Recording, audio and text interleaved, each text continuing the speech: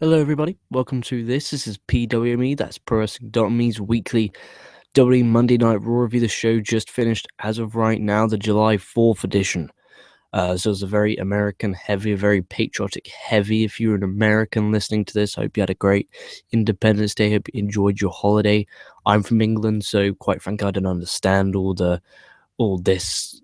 We have Remembrance Day, or Poppy Day, I like to call it, where everyone in the country stops for 1 minute of silence, whether you're working, whether you're having a shit, whether you're having a shower, whether you're having a piss, while you're doing anything. You stop and you have a minute's silence. If you're in the middle of a shop, you stop. If you're serving someone in a shop, you stop. To have a whole day off, it's really strange to me. And I did some research on this. America has 11 holidays. England has 4. So 11 is a bit far of a stretch, but that's American culture. I don't want to get on. But this is your weekly Raw review. Apologies that we have been lack of content as of late, but I'm raring to go again. Finally got this mic, new mic. This isn't the old one. I'm thinking of burying the old one. This one sounds much better. This is the CO1U Pro, and that was the old one, the one that kept fucking up. So fingers crossed this works, because it's such a better mic, and the quality of the other mic, they kept making a ringing noise, and it was really frustrating just to listen to if I ever accidentally clicked on a video when I heard myself. It was really cringy and I couldn't like it. So I'm going to do that, and I'm going to get to your live comments right at the end of this show. So that's how this one's going to work. So Raw July the 4th, 2016 review. It starts off with all the roster backstage. They're eating food in the catering. There's American flags everywhere. The Vaudevillains get on the stage after they kick off R-Truth and Goldust. Aiden English, he starts singing this song. Everyone's now shouting. You can't really hear what he's singing. I don't even care what he's singing. Bobby then throws cake at Aiden English. Miz and Maurice walk on set. Miz tries to talk, but someone throws cake, and a feud fight ensues. You know, if you were a 10-year-old, you might find this absolutely fucking hilarious. And I'm not even joking. If you're 10, you probably thought that's the best segment you've ever seen in your life. I'm 19 years old. I'm mature. And I didn't find that funny. What I did find funny was KO hiding under the table. Kane and Big Show then double choke Sam Slater for a table. KO then looks around, everyone's gone, thinks he's safe, and then all of a sudden he goes absolutely ballistic after someone like throws, I don't know if it's a pie or some kind of dessert into his face, and he gets absolutely pissed off. We then go into our intro, fireworks, and we have Lillian Garcia. She's singing the national anthem. Instead of doing these, I know it's July the 4th edition of Raw. Instead of making this such a patriotic show, why couldn't you have made the Sunday before, so the 3rd of July, why couldn't you have made that a Great American Bash WWE Network special? It could have been USA versus, the rest of the world. And you could have done that as a special on the network and then had this as a normal and standard edition of Monday Night Raw. I just, what pisses me off is if this company was called like ACW, American Championship Wrestling, and they were doing this, the ropes were all different, the trauma was all different, then I'd understand that. And I'll be fine. I'll be happy with that. I'd support it. But the fact that they call themselves World Wrestling Entertainment, it pissed me off. When we have Poppy Day, when we have Remembrance Day, do they have England flags on the Titantron? Do they have England flags on the side like they do when they come over for the UK tour? They don't do that because they care about America. I know they're an American-born company, but now they're global. They're a publicly traded company, and their name is World Wrestling Entertainment. It is world. It's shown in over 100 plus countries around the world. And to just do it on American Remembrance Day, he does what he wants. Vinnie Mac the toilet. He does what he wants. Anyway, here's a funny little story. Lily Garcia, when they came over for the UK tour in May or April, I can't remember where I went to, and in London at the O2 Arena for the Raw taping, I don't know about SmackDown. I didn't want to go to the SmackDown TV taping. I wouldn't even gone if you bought my tickets for me. Basically, she started singing the English national anthem. That was before they went live. There was no reaction. No one stood up. No one put their hand on heart. Not because they're not patriotic. It's really not that. It's just such bullshit. You don't have it would be like me coming on here and singing the American national anthem because it's the 4th of July. You'd find it very disrespectful. Like, what the fuck's that English guy chirping on about? Like, I found that disrespectful when she did that to my country, so I don't do it to yours. That's why I'm not coming in and saying, "Oh, the troops are the troops." Yeah, I respect the American troops. Hey, you've saved our ass many times, and we'll work together as two great countries. But I'm not digging it, especially as a Raw that's shown in. And they were bragging about last week about how they got a new TV deal in Chile or some bullshit like that. But we get right after the bat, we have the US Championship match. You have Rusev defending against Titus O'Neil. The narcissist in me says you should have had Rusev disrupt Lydian Garcia's national anthem. Imagine the heat. You know, you're in a building with 10,000 plus American patriots and you interrupt the national anthem. That'd be amazing. Some decent stuff in this match. Was a German over the top for two.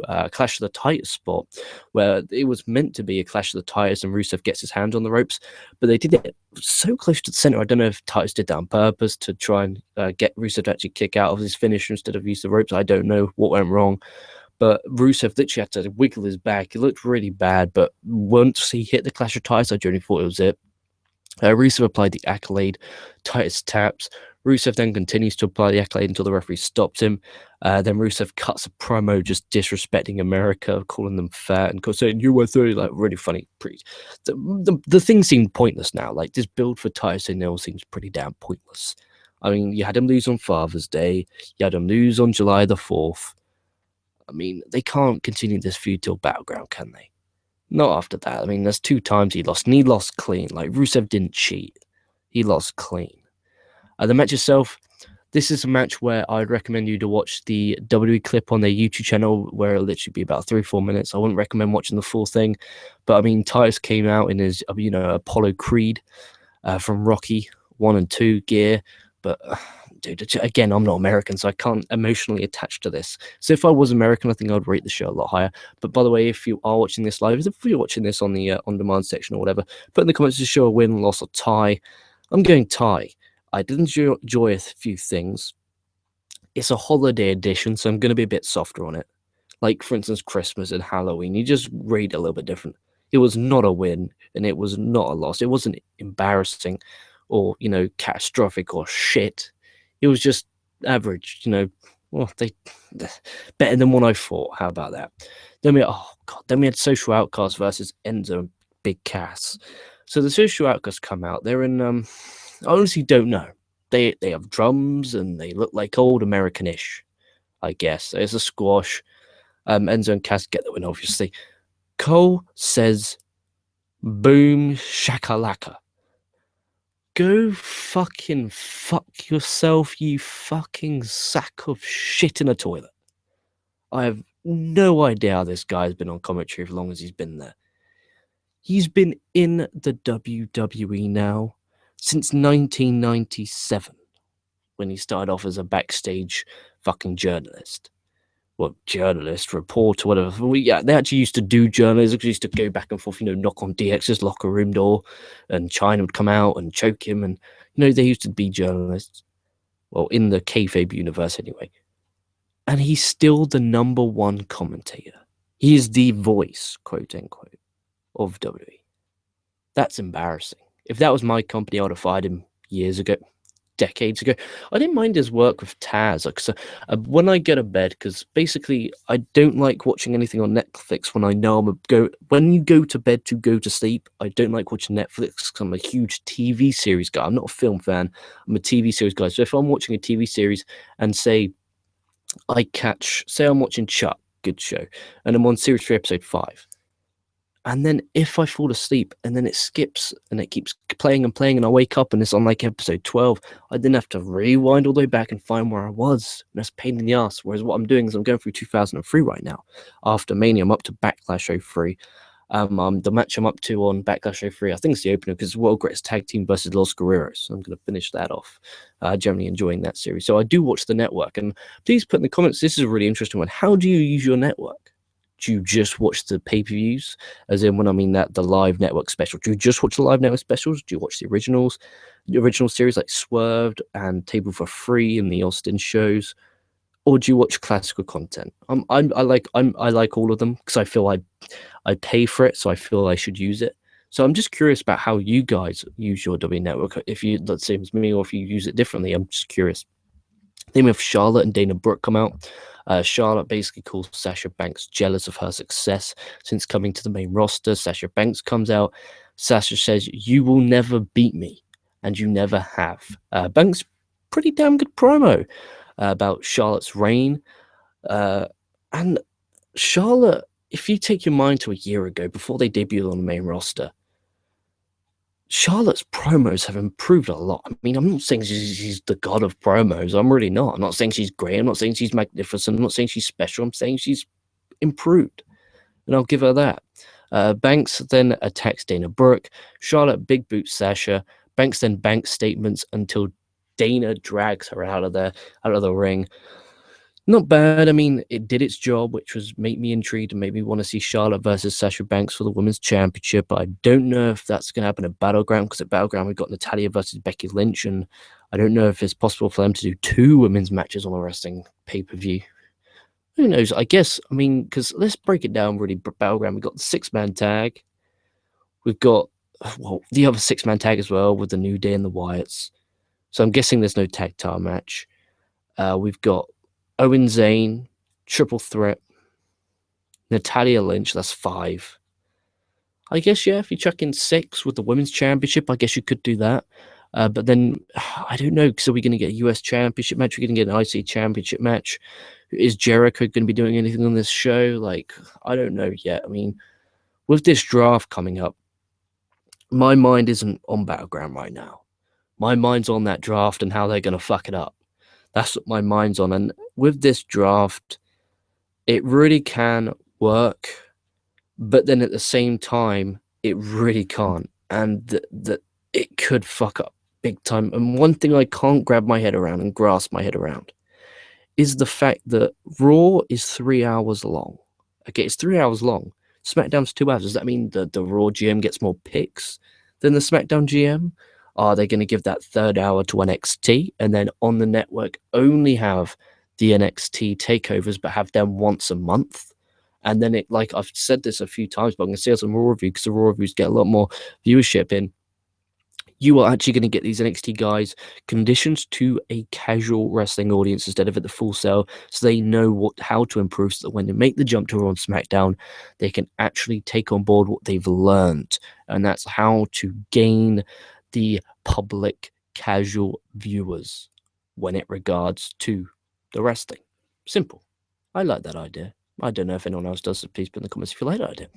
Then we have a champion versus champion match. You have Dean Ambrose, the WWE champion. That's just WWE champion now. That's not what WWE Worldwide champion, because I'm gathering that they're gonna have the World Championship back. So that's great, and I'm on the fence about that. I'm happy because then when it's not, like, one thing I didn't like about the brand split was, the WWE champion, he was off on SmackDown with one feud, and then he's on, Raw with this other feud, and I can't be dealing with that.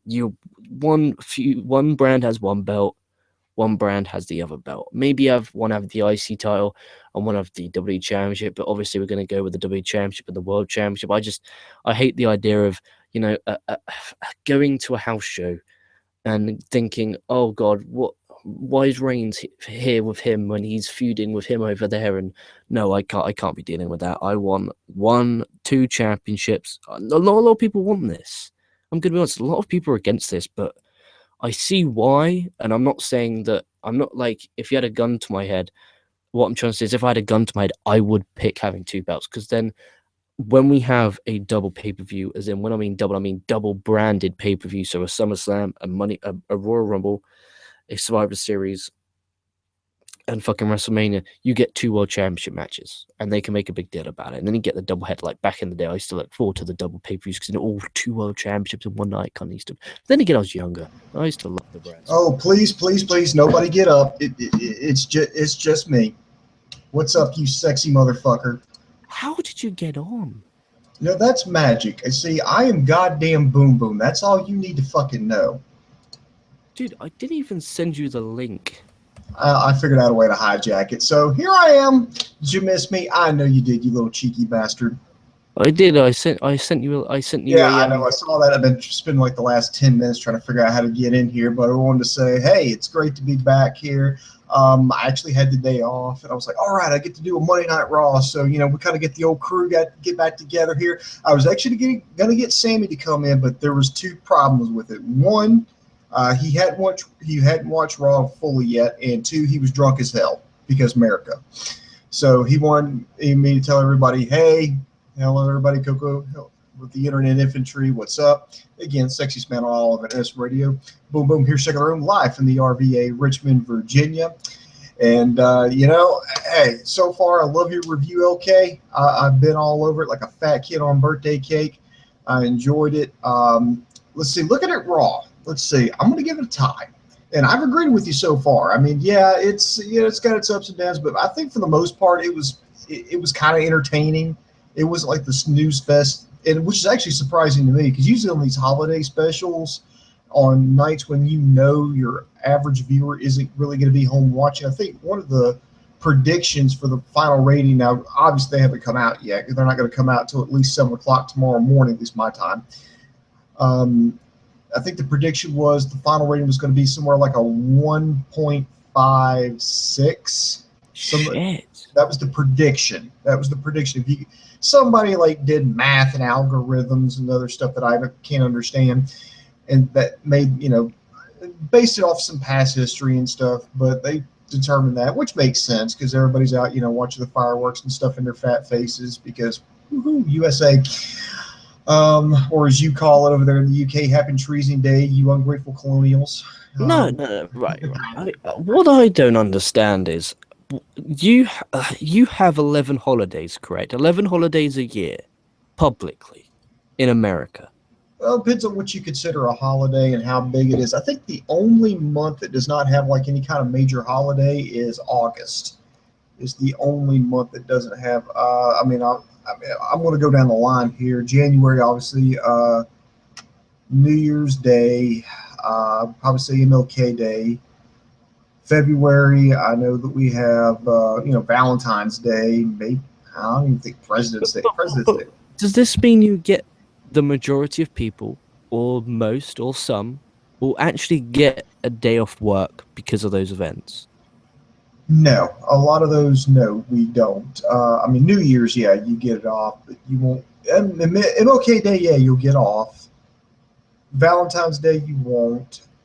Easter usually falls on a Sunday, so that's kind of doesn't really matter. Same thing with Mother's Day and Father's Day. They both fall on Sundays, so you don't get those days off. Memorial Day, you'll get off. 4th of July, you'll get off. Labor Day, you'll get off. Thanksgiving, you'll get off. Christmas, you'll get off. I don't know about it. No. I'm trying to think of any other holidays where you actually. That is a lot. That's 5 automatically. That's 5 that you have off. We have 4 a year, and we work through Remembrance Day. Everyone stops. It's a stop still for 1 minute. Where it's a silence. Like if you talk, you get beaten up big time afterwards.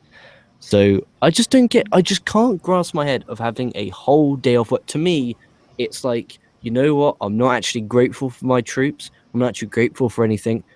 I just get a day off work. Let's fucking go out and party, or let's go and watch Monday Night Raw.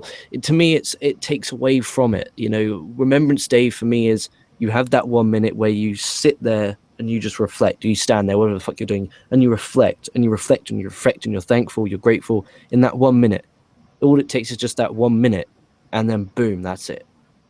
Because if you have the whole day off, you're there like, yeah, I'm having a great time, but at the same time, you should be working. I can't grasp my head around it. Again, it's kind of a moot point for me because I work in the media, so I just happened to luck out this time and got the 4th of July off, but. For me, I've worked. You name a holiday, I've worked it. So, I guess just depends what industry you're in. I guess. Yeah, it depends on what industry, and sometimes they rotate. I had to work Memorial Day, but I got today off. All right. We'll jump back onto the Raw review because we do want to finish this by midnight tomorrow. I'm up to Ambrose Miz. What's your opinions on this? Ambrose Miz, I was actually kind of pleasantly surprised by this. Champion versus champion should be a big deal, and this was kind of treated as a big deal. I should always say you should give it time, and for WWE standards, they gave it time. Like if this was like Ring of Honor, New Japan, like no, what the fuck is this? But no, for WWE standards, they actually gave it time. And the biggest thing that shocked me, and like I'm serious, I like jumped up off the couch, like what the fuck? Did I actually just see that? It had a clean finish. It had a clean finish, which is something I didn't think WWE was capable of when doing something like this, because you risk making somebody look bad. But I enjoyed the trading back and forth. I enjoyed Miz being condescending little fuck like he always is. Ambrose being quote unquote, crazy. But I like he ducked that super kick and hit Dirty Deeds in the middle of the ring, gets the win. I like it. I like the bill going up to Battleground. Dude, I thought this match dragged for me. I didn't enjoy the match. And I'm going to disagree. I thought this wasn't a big deal. This should have been the main event. I mean, this is a WrestleMania main event. You've got your Intercontinental Championship, which right now is the second biggest belt there, versus your WWE Champion, the number one guy. So you got your number one guy versus your number two guy, in theory, in essence, if the championships were legit. Mm-hmm. You know what I mean? 1990 at Mania 6 of Hogan and Warrior, that was the main event. It felt special. Here, this is a rematch from SmackDown, and they're doing it at the top of the first hour. Who cares? We'll just throw them out there. It's only Ambrose and Miz. It's beyond a joke that this wasn't the main event. If you're not going to make this, you could have done Dean Ambrose versus anyone. Why couldn't you have done Dean Ambrose versus fucking Dolph Ziggler and Miz versus Rollins, or find another fucking babyface for Rollins to face? Jesus, I was beyond pissed when I saw this top of the hour. Like, that drove me absolute bonkers. But I did like, as Ambrose walked into the back when Rollins' music hits, he came out and they had the little stare down. And then Ambrose looks like he's going to walk to the back, but then he runs and it looks like he's going to beat the shit out of Rollins, but then kind of just slides underneath the bottom rope and goes and chills with the Spanish announce table, which did not get broken tonight. Yeah, I was talking about that. And apparently Dean Ambrose used up all his Spanish. He did. He did. How much of that was? But then again, he probably knows more Spanish than I do, because I got frustrated with that fucking language. Take Spanish, they said. It's easy, they said. Bullshit. Yeah, I struggled with languages, like really, really bad in school. Like French, I stunk at. Oh, I gotta ask you this. Obviously, they teach foreign languages in schools over there in England, but do you start at an early age? If you're good, like if they say, okay, we're gonna teach foreign languages, when do they start you over there? It depends on the school. Like it really depends. The school I went to, year 3, which would be, what do you have? We have third grade. You call it? Yeah, that'd been third. Okay, third grade. Okay, that makes sense. Third grade I started, but then my 10-year-old brother hasn't even touched on it yet. So I don't know. So in some schools they started at what we would consider the elementary level. Okay, yeah. I started young. The first opportunity I had to take Spanish was in high school.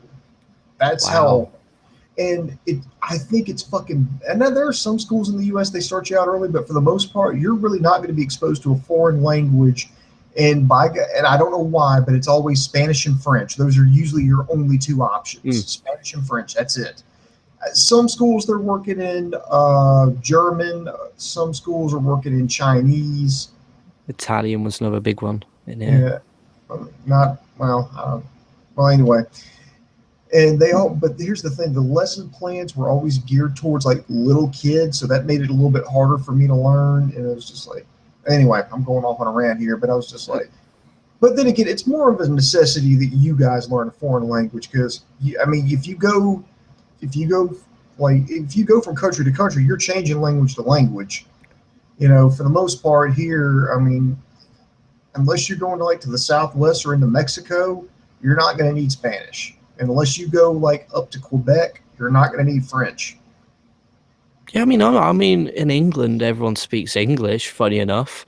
So that's the only language I need. That's almost my mentality I've always had. That is the most American thing you've ever said. It is. It's awful. I mean, I could give a rat. I don't want to learn to speak French. I don't want to learn to speak Spanish because then when I go on holiday and I don't know what I'm saying, that's like a story. Like I went there, I tried to buy it, but I didn't understand, and the awkwardness of it all. I think it would be great, but no. Yeah, I learned French year three for English people and for grade three, but I think it all just depends on what school. Like I went to it wasn't a private school as such, but it was much of it's a smaller school, fewer students, very well behaved. Like in my whole life, I've never had one fight. I was punched in the face in fifth grade. Okay, fifth grade, I was punched in the face once. I did deserve it. Never have been in trouble with the police or nothing. Nothing. Good little boy. It's good little boy. You know, it's just. I think it all just depends on what school you go to. Some get taught from fucking like proper early, but I was mild, but I just stunk at it. You always have that one topic you stink at. That was my languages. I can't grasp my head around it. The way I see it, if you're in England and you don't speak English, you're not talking to me. Like that may be like the most arrogant thing you've ever heard in your life. But if you're in England, you can't speak English, you're not talking to me. Oh. So where were we? Oh yeah, Dean Ambrose. He speaks a little bit of Spanish at the Spanish announce table for the Seth Rollins Dolph Ziggler match. As soon as the match starts on TV, he switches back over to the U.S. announce table. There was never any doubt that Seth Rollins was winning this because I'm just like Dolph Ziggler. I'm like, remember when you used to be awesome? Remember when you used to be the world champion? Remember when you used to I don't know, like thought you actually had a chance. Now you're just kind of like, well, fuck it, whatever. Now you're mailing it in because he broke a rule in professional wrestling. And this was some advice that Scott Hall got from Terry Funk when he first started, when first started out the business. Terry Funk told him, don't ever get too good at jobbing, otherwise that's going to be all you're asked to do. Dolph Ziggler broke that rule. He got really good at jobbing, and now that's all he does. He jobs. Yeah, I mean, he puts on great matches. Don't get me wrong. Him and Rollins had a great match. Any other promotion, I think this would have been, you could have put this on a pay-per-view with any other promotion in the world, given it a build-up in time, and this would have been a five-star fucking match because both these guys could fucking go. But just Ziggles, man, what the fuck? I mean, there was good near falls in there, but it just felt like I would love like a decent program of these two, with something on the line. But here they're just wrestling for the sake of, oh, we have 3 hours, we haven't got Rollins in a match. Let me look down my roster. Fuck, we ain't got Ziggler in a match tonight. Oh, well, Ziggler Rollins. Oh, that would put the internet happy, won't it? Like, it's just poor. I mean, the match itself was good. Like, if you do it on the Meltzer 5-star system, it's a 3.5 star. I enjoyed it thoroughly. I enjoyed it, but I wasn't emotionally enjoying it because I just had no attachment because I just didn't care. Ziggler's gonna lose. He's waiting his time. The guy needs to fuck off out of this company. He had his opportunity, but instead he opted to come back. Yeah, I know, but it's been like a year now. It's been a year and a half-ish. Let's just go, hit the road, just fuck off, go to Japan, go to Ring of Honor, just have something you can sink your teeth into. When was the last time Ziggler had something? Don't say Corbin, because that didn't count. That was just a squash fest. Sinking his teeth into a program over a championship, over a feud, over passion, over hatred. The last time he had a lot of momentum was that Survivor Series where he was the sole survivor for his team. That was his last big moment. Dude, that was nearly 20 months ago. Over 20 months ago that happened. And he's still there. Which means in 4 months, just say his contract was 2 years, that means in 4 months his contract expires. Please, for the love of God, do not re-sign. Do not re-sign. You can make shitloads of money on Pro Wrestling Tees. You can make shitloads of money Ring of Honor and New Japan's relationship. I mean, look at Okada. I mean, he's doing well for himself. I mean, look at all of them. Look at Seidel. He look Ricochet, Ospreay. They're all doing well for themselves. So just go out there and fucking have a match with Will Ospreay. Go have a match with Cody Rhodes. Go have a match with Sandow. Go have a fucking match with anyone. Speaking of passion with the Ziggler topic, Yeah, passion, what, baby. what the fuck is Wade Barrett doing? Shame on him. Whatever the fuck he wants, that's what he's doing. No, I'm not. I'm like, there's always that one. Do you know when they always have a chunk of releases? There's always that few people who just give up. Cameron gave up. Alex Riley, what's he doing? Nothing. Given up. Well, I don't Wade know. Barrett. I don't know what they're. Actually, give me some time and I will find out. I cannot stand it. And another thing I can't stand is when football players then become wrestlers. Because in my eyes, I see it as, oh, okay, they want to be professional football players. They've done that. They've either A, achieved, or B, they failed. And then it's like, oh, come do this wrestling thing. Oh, okay, I'll come do this wrestling thing. That's the honest reason why I don't like Baron Corbin. That exact reason. I cannot stand that mentality. If you want to be a wrestler, you want to be a wrestler. Not, oh, I'll do American football first and then I'll be a wrestler. No, you be a wrestler and be a wrestler. Don't be a fucking little sack of shit. I cannot stand it. Oh, to take my mind off it though, Ambrose and Rollins had a brawl. You know, dirty deeds on the table. But what I did like though is Rollins when he cut that intense promo saying, well, dissing Roman Reigns and then saying he'll win back the championship instead of doing what he was last year, where he would be confident and then run away. He actually brought it to Ambrose, even though he got dirty deeds on the table. He was that confident, cocky heel that I love instead of the chicken shit heel, which I did like. Then we went on to a awesome, this is my segment of the night, a fucking awesome video promo from the Wyatt family where they invited New Day to their fucked up home. This production was world class. The way it was shot was world class. This was so good, I would have expected it from Lucha Underground. If you just showed me that tape, I thought Lucha Underground would have produced it. That's how good this fucking segment was. Oh, by the way, to answer your question, Wade Barrett has said that he's taking a break from wrestling, but said, quote unquote, will be back in the ring when the time is right. Okay. Okay, so that means when someone offers him a big enough paycheck. That's smart. Yeah. Yeah, okay. Wade Barrett? I mean, he was acting at one point. I remember he had like a little bit part in Dead Man Down. So, and I think I don't, and I think he's like in another one called the Eliminators. So, I mean, maybe he's going to pursue the acting part. And from Preston, England, actually. How far is that from you? Quite far. Quite far. Okay. Well, I mean, quite far. It's like a 3-hour, 4-hour drive. That's not really far for America, but it's halfway across the country. It would cost me, if I wanted to go there by train, because I wanted to go to watch PCW, which is Preston Championship Wrestling, it would have cost me over £300 on the train to get there and back. Damn, son. Damn, it was ridiculous. So 300 pounds, dude. Do they jerk you off on the fucking ride there and back? no, because basically the way how the train system works in England is you have Southwest trains, you have the London trains, and then you have the Northern trains, the East trains, the West trains. So I'd have to catch the Southwest trains from where I am to London, then catch from London Waterloo to Manchester, then from Manchester to Preston. So you have to pay like 60 because they're returns and come back, and then by the time you pay for your ticket, your drinks, and if it's a late show, you're gonna have to pay for a hotel. The complete package was around about £300+ to watch an independent show. And I'm sorry, I'm not paying £300 to watch an independent show. I don't, unless you're PWG, I'm not paying £300 to watch an independent show. Well, there you go. The more you know. Where were we? There we are. We have Vicky Guerrero. She comes out. Shan, excuse me. Oh, hell yeah. She's a naughty little girl. She's a cougar. Wow. That's one category that I won't watch. I don't. Maybe Rey Mysterio might like that category. I don't know. Put in the comments, Ray, if you're a fan of cougars. But No. Rey Mysterio is a fan of anything with a vagina. Okay. Okay. That includes women and small farm animals. Oh, I reckon Ray's one of those guys like there's like 5 guys, and then this like, absolute monster behemoth walks past.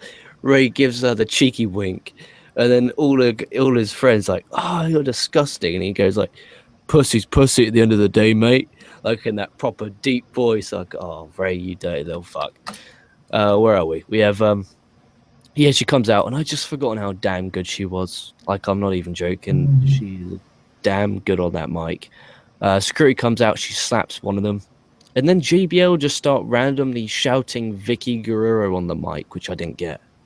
I didn't understand that at all. Like, he just gets a mic randomly and just starts shouting Vicky Guerrero. Well, because they couldn't get John Cleese to pop up and go, and now for something completely different. Yeah, but why couldn't they have just cut to break with her being taken out of security instead of JBL just randomly standing up with a microphone shouting Vicky Guerrero? You know, your guess is as good as mine. This sucked. This is the worst segment of the night. This Team USA's in the locker room. You have the cheesiest fuck background music. Shame on whoever came up with that idea. Seeing Kane join in with this US chant at the end broke my heart. This guy is a demon. He's a monster. He's been billed as from parts unknown, and he's there chanting. This was USA. so goddamn ridiculous. I mean, just like when Big Show is your team captain, you know you're fucked. But I was like, okay, let me look at this. Okay, two of them made sense. Okay, to have Mark Henry, he's a former Olympian. He's a former Olympic, power lifter. That makes sense. Jack Swagger, the All-American. That makes sense. Everything else, no. I wish they would have done a little bit better job of the vetting process, but I was like, dude, this is so goddamn cheesy. This is like, it takes me back to when I was a fucking kid, back there in the 80s, back there in the Cold War. It was USA versus those damn commies. It just reminded me of that. I was like, this is so fucking bad that it's good. Bravo. I just hate. I can't say good and associate good with that. That was skank. It was dirty. I thought that was, I can't believe someone came up with that idea. Like, to have the absolutely. I think whoever came up with that should just be took out. I think he should be killed, but he should be taken out to the street and roughed up a little bit. Just roughed up. Yeah. Have somebody hold his arms and just boom, a couple shots to the breadbasket. Yeah, nothing to the face. He's not that deserving. Just a couple to the ribs, maybe a dead leg from behind of one of the guys holding his arms. He does deserve that at least. But then we have, this was funny. They made up for it here. Fuck everything else. Vicky gets taken, whatever. And then Dolph's on the phone. Dolph's on the phone. He goes, "Yeah, I lost again, but I tried real hard." And then Vicky's like, Dolph. It's like, oh, guys, settle that. I've never seen this woman ever before in my life. And I was just like, well, at least they're paying attention to their own continuity for once. No, that bit I didn't give a fuck about. The part I cared about was when Vicky walks off and he's on the phone. Yeah, I lost again, but I tried real hard. Like, oh my god. Because Kevin Dunn likes his fucking, after people get taken away or walk off, he likes that 5-second little clip where it stares at them. Like when JoJo or Renee Young are doing their interview, they stare awkwardly at the camera. Ziggler's like, you know what? I might make everyone on the internet pop. Like, camera stares at him. He's like, you know what? Fuck it. Yeah, I lost again, but I tried real hard. Cut. Oh, God. He needs to leave that company. He'll become like Bertie soon, Alberto Del Rio, where he's just there for the money and just he's soulless. We don't want him to become soulless. I became soulless after I watched Golden Truth defeat Vaudevillains. Tyler Breeze and Fandango are in some kind of lounge. I don't care. I mean, Vaudevillains, I can't remember the last time they won a match. I think the last time they won was at Payback, which was when the match was stopped. It's been a while. 3 months ago now. If someone can recollect a time when that actually happened, I can't think of one. That just, dude, what a waste. I mean, they were doing nothing in NXT, but what were they doing here? The Vaudevillains? Yeah. I'm trying to think. Here's my theory. I'm trying to figure out who the hell they pissed off. That's what I want to know. Because I think they have had to have pissed somebody off. We're talking like Ascension, Damian Sandow levels of piss someone off. because that makes no sense how they're treating these guys. It's like the golden truth. Hey, they finally got a win over the Vaudevillains. I'm like, fuck you. I mean, not even that. They got squashed in like 90 seconds, bro. Yeah, it was quick, really quick. I'm going to apply the same theory I had with Damian Sandow to the Vaudevillains. Here's what I think happened. They're both like riding around, and they're in like Stamford, Connecticut. Somebody gives them a call and says, "Hey, we got a problem here. This is human resources." And they're like, "Well, what's the problem?" They're like, "Yeah, we were looking over some forms here, and you guys forgot to sign one page of this document here. We've got some, health documents. We've got, your merchandising, but you guys forgot to sign this one page of it. Yeah, we really need you to come in." And somebody's like, "But we're out."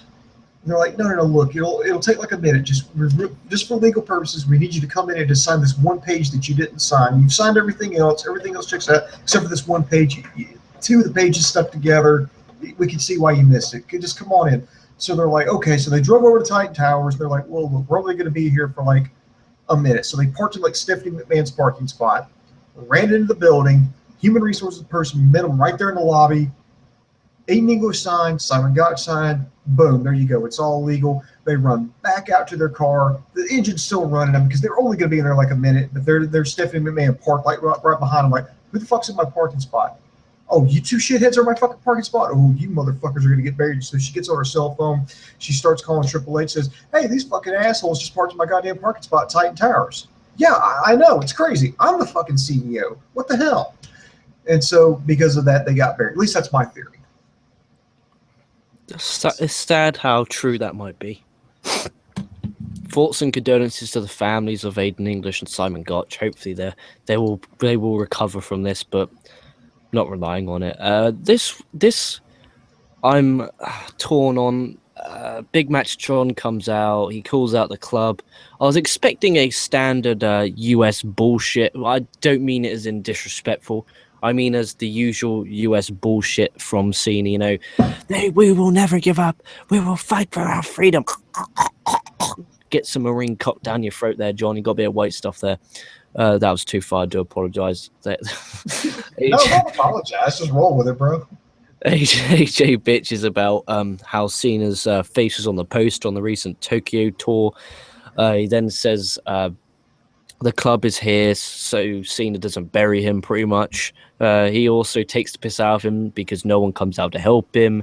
They say they're going to beat him up every single holiday. Today is a holiday. Let's go beat him up. They surround the ring. They beat down a Big Match John until Amore and Cassidy come out. They take out the club, who retreat. Six-man tag now at Battleground. Yeah, I thought they were going to go for a six-man match like right then and there. I was like, hell yeah, this is actually going to pick up a little bit here. They're like, no, we're going to hold this for Battleground, and I'm like, ooh. No, I like that. I like that because then they're going to save Cena and AJ 2 for SummerSlam. I like that a lot.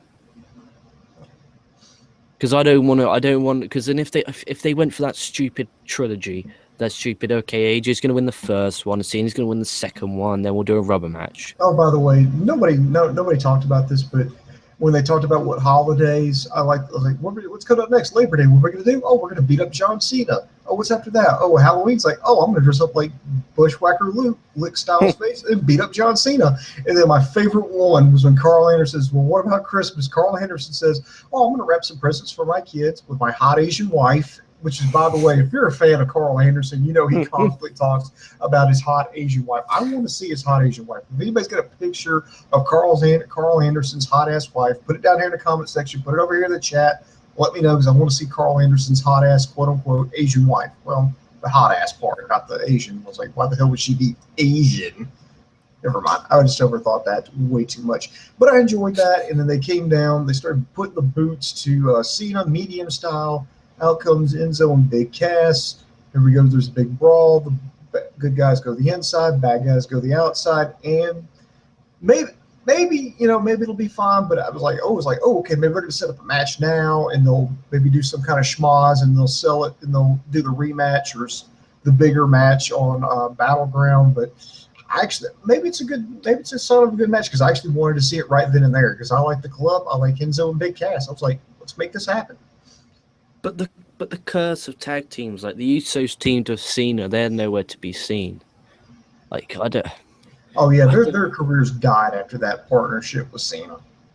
Like the issue is though, Enzo and Cass are going to get beaten up on SmackDown, and then Cena's not going to be there. That's one thing they ain't talked about is Lesnar's opponent for SummerSlam going to be revealed on SmackDown tomorrow. I thought they were going to wait until how the UFC match turned out before they picked an opponent.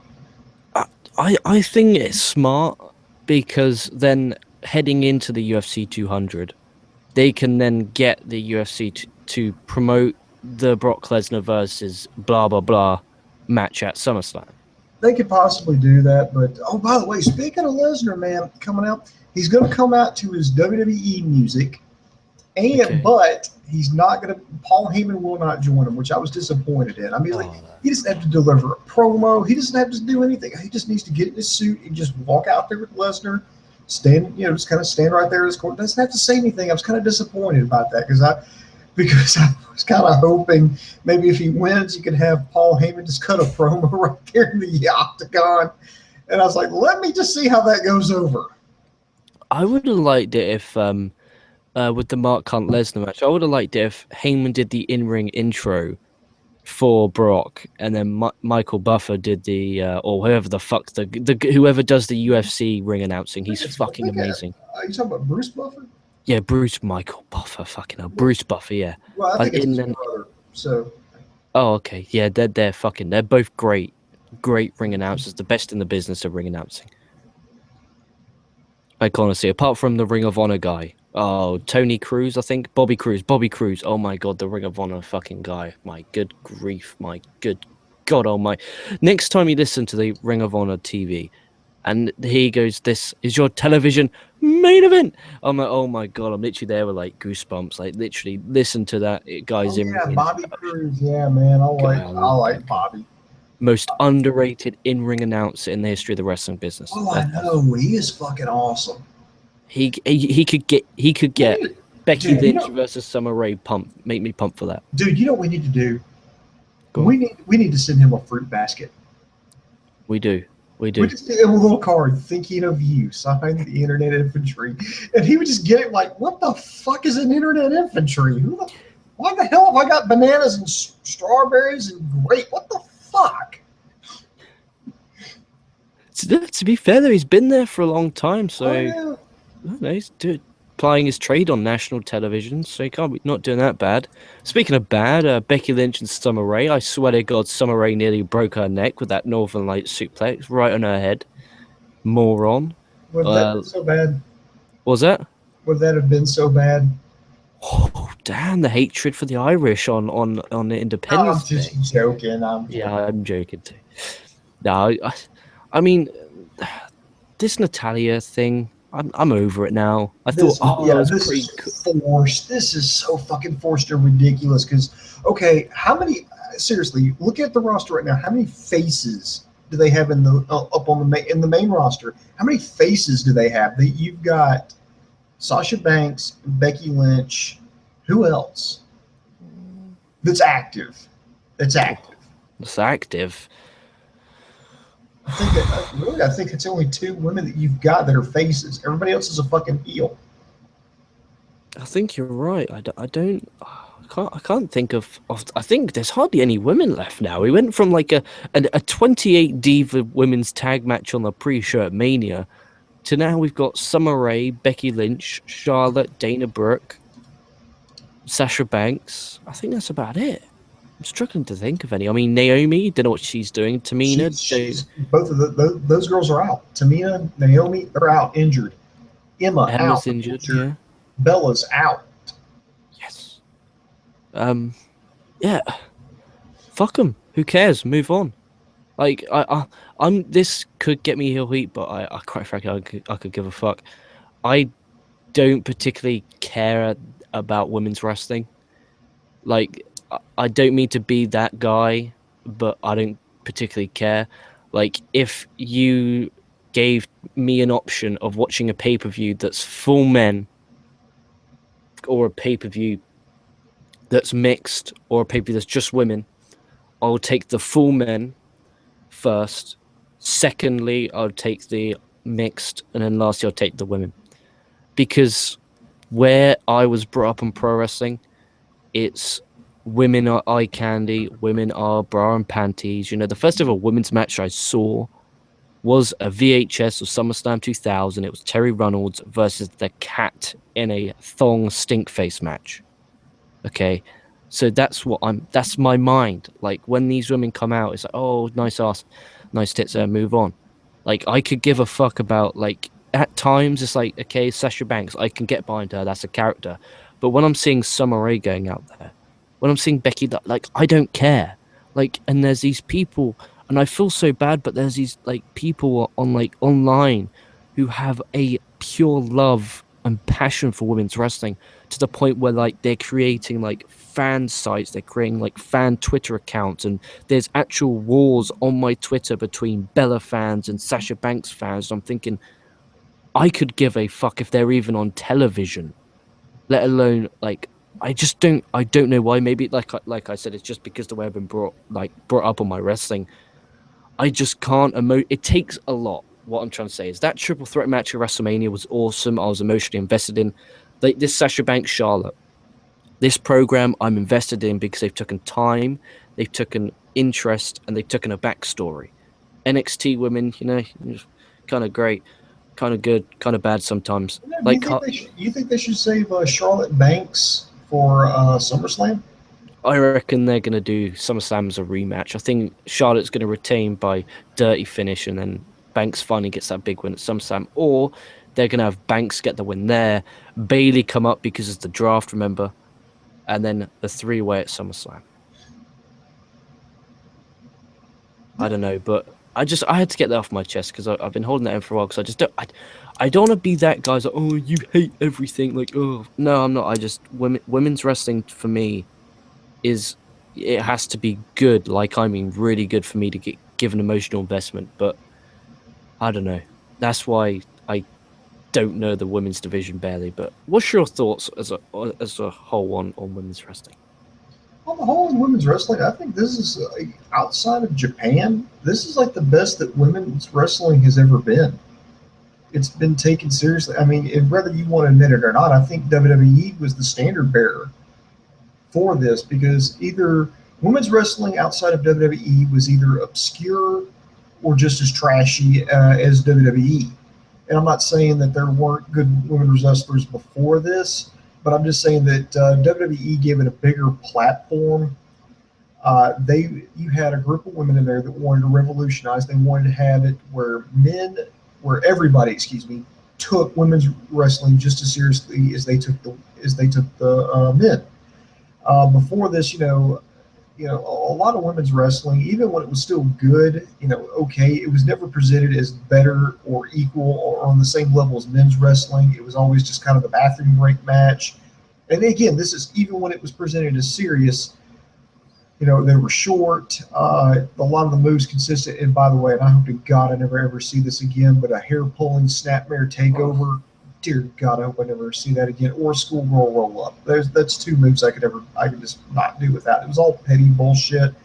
And then the four horsewomen came along, and again, this is outside of Japan because Japan, that's just a fucking different league. I mean, they've been doing that shit since like the fucking 80s. I mean, They wrestle like men. Oh yeah, they've been good. So everybody's like, well, what about what about the Lioness Oscar or the God? What was the fucking name of the Jumping Bomb Angels? Shit, the team that the Lioness Oscar was on because that's who Oscar took her name from. Anyway, with that, I mean, hell, they had like a league. Somebody actually did it on Cage Side Seats. Man, to look it up, but they did like a comparison of like women's wrestling. They showed like Japan, and they showed it going, and then how it was in the U.S. and how the transition. But anyway, back on topic here. Back on to how I feel about it now is now it's being taken seriously. A lot of the other feds are taking it seriously that aren't already women's promotions. I know Shimmer. Haven't really seen much of their stuff, but they were taking it seriously long before. But this was just a bigger platform for them. And I'm thinking that and to be honest, I look forward to some more of the women's matches than I do some of the men's matches. I mean, that's how I feel. I mean, hell, my favorite wrestler in the world right now is a woman. I mean, if that tells you anything of how I feel about women's wrestling, Bailey is my favorite. Bailey is my favorite wrestler in the world right now. And I think we're watching history unfold right before our very eyes, and I think this is only the beginning of good things. I think one day we're all going to turn around. Me and you are going to be fucking old. They're going to be fucking old, and they're going to talk. And girls who are going to start wrestling, 20 years from now, are going to be like, "Well, I watched that match between Sasha Banks and Charlotte, and I knew right then and there I wanted to be a wrestler, and that's what I wanted to. That's who I wanted to be. That's who I modeled my career after. I guarantee you, that's what's going to happen." Well, fingers crossed. It's a tough one for me to wrap my head around, like taking a women's match seriously. Like for me, it's still smash the kettle on, have a quick piss, then by the time you get back down, the kettle would have boiled. Like that's just a habit. Like it's a 3 hour show. Mm. Where else are you meant to piss? I don't know, but I'll get over that. But we'll move on. We have the New Day. They come out. Big E claims the Wyatts are incest, pretty much. Wood's doing his good job here, looking confused. They then go back to the Wyatt, like this fucking compound kind of thing they got going on as the Wyatt family. They cut a promo. They offer him a chance to seek the truth and ask them, basically, are they men or cowards? Come here to the compound, they keep calling it. New Day, they accept the invitation, but then Wood snaps, tells them that they're scary and dangerous, and the Wyatt family, as they won't be able to survive, and he walks off. What does this mean for the New Day? Decent. This storyline wise is pretty damn good because there's actual questions on a Monday Night Raw, questions that I want to know the answer to. Like Woods walked off without his trumpet or trombone, what the fuck you called it. He walked off. Like, is he now out of the group, or are Woods and Big E going to go to the compound? Are they not? Are Wyatt's going to attack Well, them? Is it I, just I, I like this, and here's why. I think for once it sells the Wyatts, because trust me, the Wyatts need a goddamn reboot more than fucking anything right now, because the Wyatt family has been a goddamn joke. I mean, I don't think Bray Wyatt has actually won a feud, at least not decisively. Has not won a feud. I mean, everybody that he's gone in there with, he has lost. He is flat out lost. Wyatt family is flat out lost against. Uh, they have, I mean, to me, they've got no fucking credibility. So them take both Luke Harper and Bray Wyatt getting hurt and having to take time off and getting the whole Wyatt family off fucking TV, honestly, has been the best thing that could happen to them, because you got to get them off TV. You can have a regroup, repackage them. I mean, it's still the same thing, but make them more menacing. And now you've got them coming back against New Day. And now New Day, I mean, here you go. You've got, instead of just, laughing this off, yuck, yuck, yuck, yuck, we're the tag team champions. We like to have a good time. Bootios, have a good, whatever. Now something's different. Now, holy crap, at least one of the members of New Day is like, look, guys, we don't need to fuck around. These guys are fucking dangerous. These guys can hurt us. These guys are not playing around. This isn't like us wrestling the Vaudevillains. This isn't like us wrestling Enzo and Cass. This isn't like us wrestling the Club. This isn't like us wrestling anybody we've faced before. These guys are dangerous. These guys are going out to hurt us. They're not going out to win. They're going out to hurt us. We need to take this seriously. And I like this. This is a new wrinkle, because here's a tag team that the New Day's like, oh shit, we don't need to fuck around with these guys. Now we got to see a new side of New Day. We're trying to get the balls back on the Wyatt family. Here we go. Now let's just. So I kind of like this. This is a fresh restart. This is a take two. Let's pretend I can talk this time. It's a nice reboot, restart. Let's turn the page. New chapter, new wrinkle, new everything. Let's see it. question is how many times are we gonna have to say this before all of them become unemployed? Like I'm not even messing around. Like this is what. I mean, they lost to Taker and Kane last year, and mainly they weren't on it. Well, they didn't they lose to The Rock in a record-setting fashion. They lost at SummerSlam with the Reigns feud. They lost at Mania the year before to Taker. And it's just, what is the point in this? They're going to build them up and build them up and then build them up, and then they're going to have a wrestling match and then they're going to lose. And they're just going through the same process again and again and again. It's frustrating. If you can't, but actually, to be fair though, we have now the writing staff cut in half because obviously the brand extension. So fingers fucking crossed, all of the Wyatt family stay in one brand. Actually, to be fair, I want Eric Rowan not on with them so that he can be unemployed. I can't stand just to look at the guy. And I just think it would be great if half those writers are there. The fewer cooks in the kitchen, the better the food's going to be. So fingers crossed they get actually written better, and we're actually going to be able to take them seriously. Because no matter how many times we get these fucking awesome video packages, and they really are awesome, they're top drawer, the way they portray those characters are really, really great. I just don't buy it because I know they're going to lose. You know they're going to lose, and it's not So fair. that's why I feel like they need to win this match. They need to win the feud. They need to win against New Day. They need to. Oh, dude, it's not needing to. It's they have to. If Exactly. they don't, career's over. I would literally hang up your fucking boots. Don't even bother. Don't even go to Independence, because if you go to fucking wrestle in the fucking back garden outside the PWME UK headquarters, no one's going to buy a ticket because no one's going to think you're going to win. And you're fucking wrestling my pillow. Honestly, what a joke. I just, like, I love these guys, which is why it hurts, because when it comes to TV, for the Raws, I want to see good characters, and these are magnificent characters. And I guarantee you, the biggest flop when in 20 years' time, you said in 20 years' time, I reckon we'll be talking about what a big, big, big, big waste the Wyatt family was. One of the biggest wastes in the history of this business. Absolutely. Absolutely. It's a damn disgrace. Fucking shame on them. Oh, you know why, isn't it? It's because he's not a fucking Bray Wyatt isn't a 7 foot tall monster. He isn't Samoan, so he ain't gonna be big. Like, Roman Reigns is in 2 main events. Okay, he's on the last one, the Money in the Bank pay-per-view main event and the Battleground main event.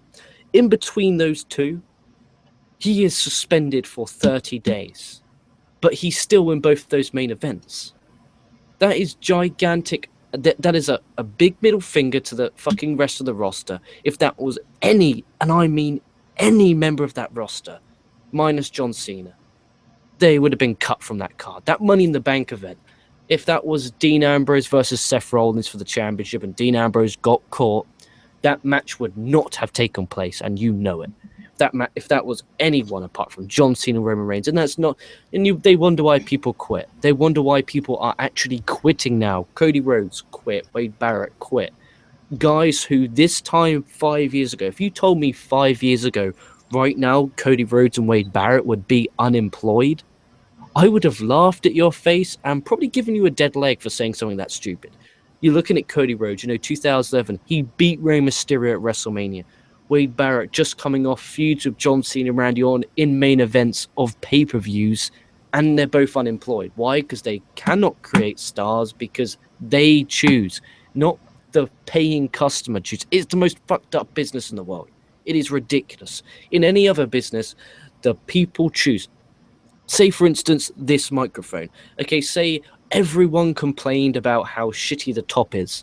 Okay, they are going to change the top of the mic and then bring it back out the next week or whenever they bring it back out. With WWE, you complain about, hey, push this guy, hey, stop with the push there, or I hate using that term push, but stop, forcing him down our throats. They do it even more. But you're the paying customer, so surely your opinion matters. If you don't pay for it, fine. I'm a network subscriber. I've been a network subscriber since day one it's been released out here, and my opinion means nothing. But I'm a paying customer. They should ask for feedback. It's a damn disgrace and a scum of a company, and it pisses me off. How you have the Wyatts? It's so simple. Blackout, attack someone big, Cena, fucking Reigns, anyone. But have them win. Have them psychologically torture Cena. Kidnap Nikki Bella. Kidnap Cena's dad. Torture them. Torture them. And then have Cena go to the compound. And then have Wyatt obliterate and destroy Cena to the point where Cena now has to take a few months off. And oh Jesus! And in the meantime, Wyatt can go over. Then Cena comes back to make the save. Then you have Wyatt go over. Cena, the guy's a megastar, but they didn't do that. They had Cena go over. Wyatt got a cheeky win every now and then because of distraction from fucking 6-year-olds. But my God, it just drives me insane what they're doing with this Wyatt family. It makes me sick to my guts. But we'll move on to the main event before I fucking die of a heart attack. Oh, Jesus. We had this Team USA versus Team, whatever they called it, International, of the biggest fucking rip-off of Mexico I've ever seen in my life. Well, yeah, it fit with the theme. I thought it was cheesy. I really did think it was extremely hokey, but it fit because on Team USA you got the Dudleys, Big Show, Kane, Zack Ryder, Apollo Crews, Jack Swagger, and Mark Henry. In the section called the Multinational Alliance, you have Chris Jericho, Kevin Owens, Cesaro, Sami Zayn, Alberto Del Rio, Kalisto, Sin Cara, and Sheamus. So you had, some Canadians, some Mexicans, a Swiss, and an Irishman. Actually, sounds like the beginning of an early bad joke. So some Mexicans, Canadians, a Swiss, and an Irishman walk into a bar. What I don't get is, didn't Apollo Crews in his pre-NXT bringing up, as in when he was doing the vignettes in NXT, didn't he say about how he moved to America when he was like 6 or 7 years old with his dad? Which means he was born in what didn't he say he was born in Nigeria or a certain place? Who? Apollo Crews. Yeah, Apollo Crews was, I think you may be right. I know that he at one point, I don't know if he was born here or in Africa, but I know at one point, he lived over there and he came to live with his mom in Georgia. And he claims Stone Mountain, Georgia is his hometown. I'll have to go back and look up, but we're somewhere in between there is the correct. Either he was born here and moved over there. Yeah, he was born. Literally, I'm on his Wikipedia right now. He was born in California, so no, that's my bad. But he did live in Africa for a substantial part of his life. Yeah. Oh, for God's sake, I hate that. Do you hate? You flip on the news, and I swear to God, there's always people burning things or bombing things. This place is a despicable world. Oh, makes me fucking puke. How people... Oh. And the thing is, though, everyone's like, oh, it's the Muslims with this ISIS stuff. They're fucking now attacking the Muslims. I'm thinking these fucking ISIS people, they're not Muslim attackers. They are people attackers. They don't care who you are. They do not care. They are... Oh, I remember... This is completely off topic. There was a video of they captured a English reporter, and they sent out this propaganda video where they sliced his head off, and it popped up on Twitter. Yeah, I'm not even joking. Yeah, it said explicit content. I'm thinking, all right, they're gonna show nothing. They're not actually gonna show you him chop off his head. They chopped off his head with not a sharp knife, with a casual knife. You see him chopping his head off and literally placing his head on top of his body. I'm there, I'm slamming my computer shut, I'm fucking running in the house, locking the door. And I'm like, oh my God. Because this guy was a reporter, he was caught on the borders. They did it to a few Americans as well. And I'm there like, these people, it's 2016. They're not doing it. They're just fucking sick people. And this, I'm gonna stop because I could go on all night about it. Yes. And let's not get our channel reported. Yeah. But damn it to God. But this stop. See, look at that. That was broadcasting 101. Stopping when you need to. That was top draw there. The only thing really I need to talk about in this Team USA versus Team International was Sami Zayn and Kevin Owens. I enjoyed that. I generally did. But what was funny was Owens hit Zayn with a chair to get disqualified. Kane then hit Owens with a chair, who's been eliminated, but then Kane gets eliminated. But Kane hit Kevin Owens with a chair, who's eliminated. and Kane got disqualified. That does not make sense. Like I just don't get it. I don't get this company. This is the only thing I hate about elimination matches is because there's a fine line about how you need to do them, because in this one it turned into a spot fest. It just turned into quick elimination, stuff that wouldn't normally eliminate that wouldn't pin anybody for a 1, 2, 3. You get quick victories, quick defeats, quick stuff like that, in these elimination matches. It was just spot fest. It wasn't even a fun, enjoyable spot No, fest. not even a fun one. I mean, hell, at least the Young Bucks make their fucking spot fest fun. Yeah, I mean, Zack Ryder got the win on a Monday Night Raw main event in 2016. Oh my God, dude. Zack has had the best 2016. He got a Mania moment. He won the Intercontinental Championship for a day, but still he got his WrestleMania moment, won the ladder match, became the Intercontinental Champion for a day. Now he's won a multi-man match on Raw. In the main event. In the main event. So, I mean, shit for Zack. Hell, even the hype bros are doing semi-okay over in NXT. Hell, this is his shit. He's gonna bronze this fucking year. It's like 2016 was my year. Woo woo woo. No, I'm blaming the poor TV ratings on Zack being in the main event. So it's actually all good. We'll get to some live comments because we haven't, which we should and we will. Anytime you want to tap out, Booms, feel free. I don't know why I'm saying that. It's fucking what time's over there? It's about 12:17 in the morning. Not too shabby. Not too shabby. Oh, will you hurry up, you fucking Google toilet? You always fuck us up, don't you? I swear to God. I've got my chat window pulled up. I can start reading stuff while you get your stuff taken care of. Okay. I'm up. You can read though, because you're much better. Because I read everything like Coco. You read the stuff that should be read. Yeah, I'm not gonna read if you're like engaged in a conversation with somebody else, that's fine. But if the questions is particularly what I'm going to get to. Let's see here.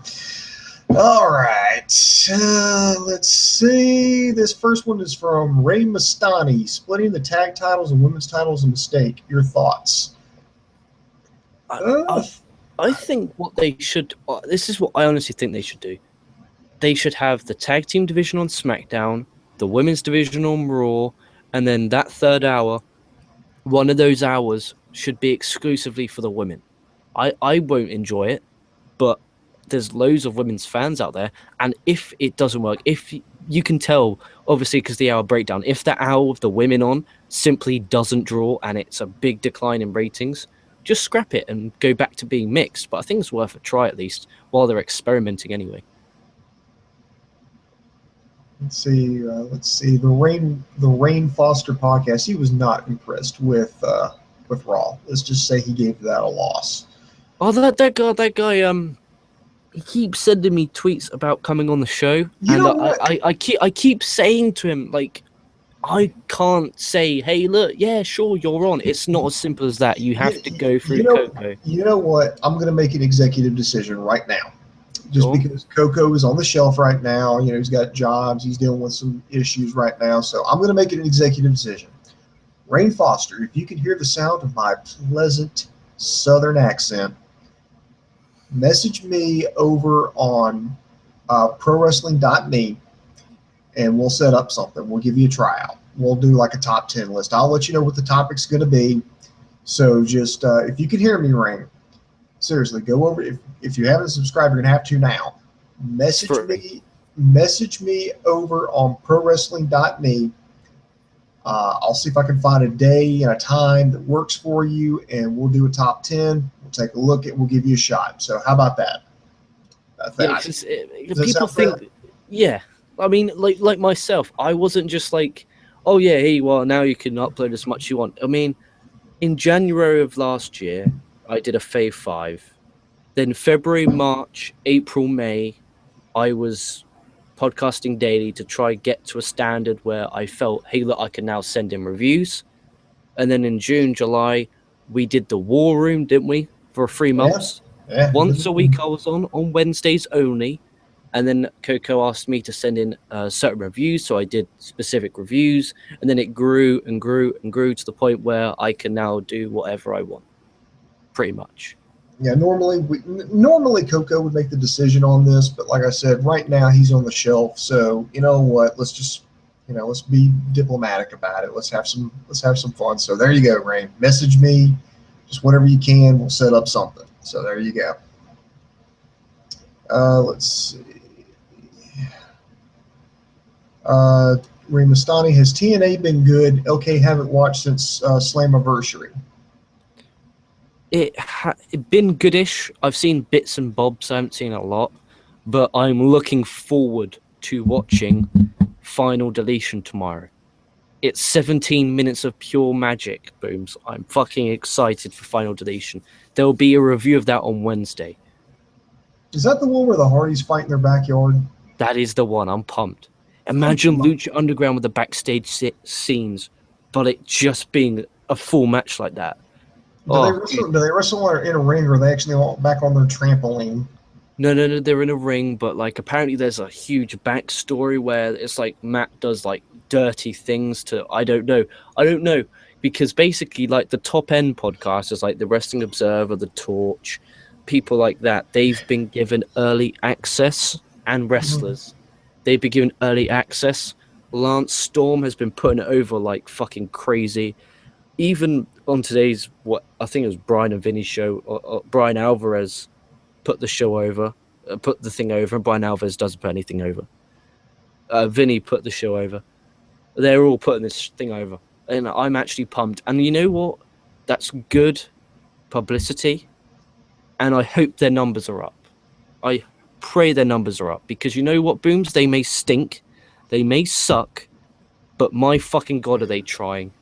They are trying and trying and trying. They're trying to do anything they can to it. They're going way, way, way out of the box. So TNA's the Dolph Ziggler of professional wrestling? Yes, but you know what? I still love Dolph Ziggler. And you know what? If they continue to try, I'll continue to watch. Okay. If there's no review on this channel, it's because I feel negatively about the show. And when we do a negative review, people get, they're not very, thick-skinned, and they tend to bitch and moan about it. So if it's a good show, like I'm hoping, Tuesday Impact Pop 9 p.m. I'll do my review on Wednesday night once I get home from work. I'm going to watch it before work, and then when I get back from work, I'll do it. So Ray Mustani, I know you like your TNA reviews. It'll be about 1 a.m. UK time Wednesday night. All right.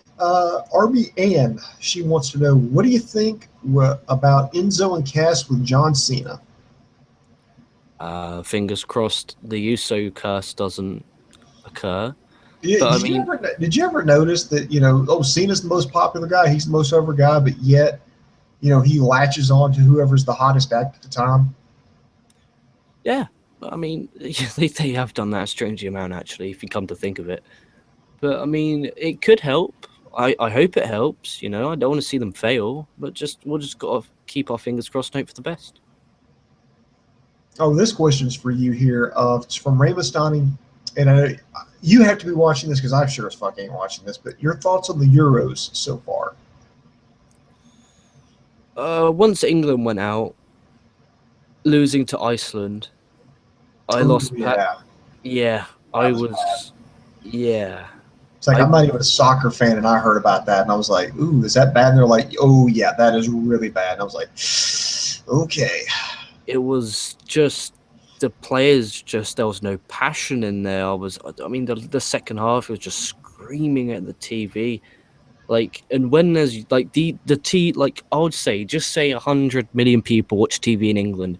I'd say 98 million people would have been watching that Euros game. Like the TV rating would have been sky high for that England game. And to lose to a team that wouldn't even there was like 2 players that were actually professionally football players. The others were part-time. They're postmen. They're like chefs.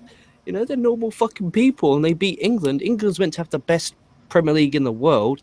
The reason why the English football team sucks is because we have the best league in the world. No one could touch our league.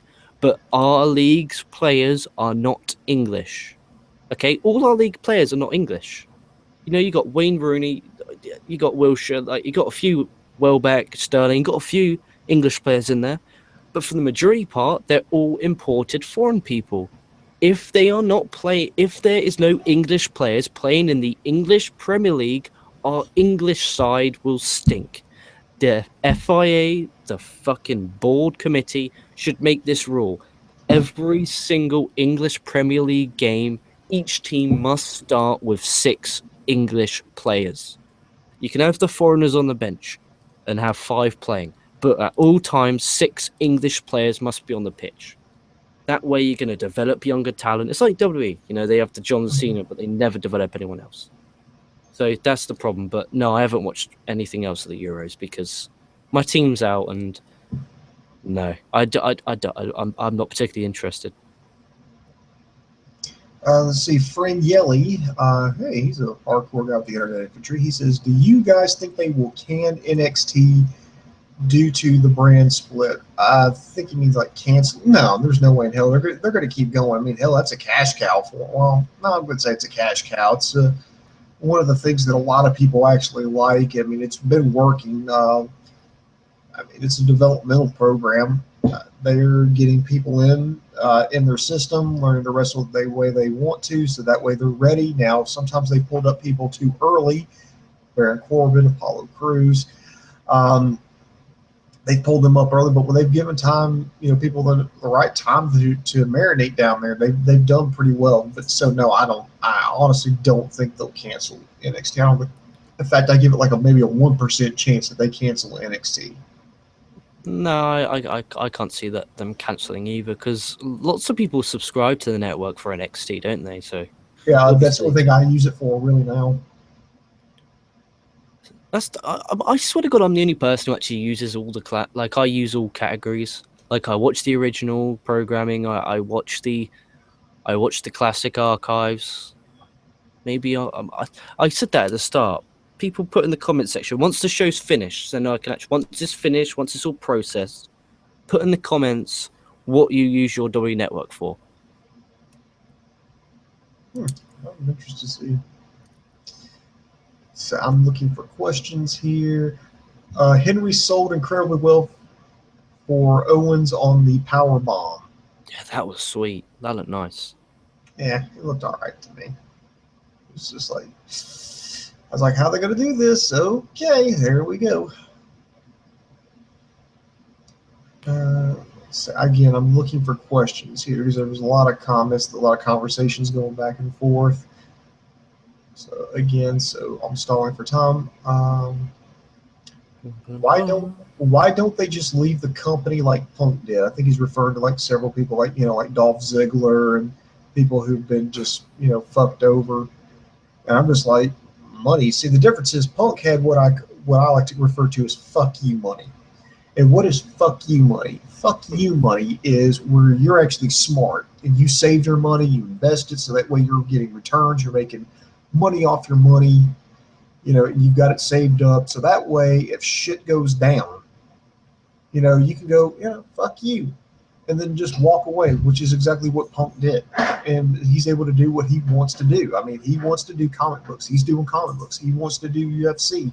He's doing the UFC. He's getting to do what a lot of us want to do in life is we just want to be able to, if we're getting shit at the fucking job, and believe me, I've been there before. I've been there and I've worked a bad job where they made me fucking miserable, where it's like it's like, I swear to God, their day was not complete until they pissed me the fuck off. I've dealt with that shit, but I stayed there and I gutted it out. Why? Because I needed the money.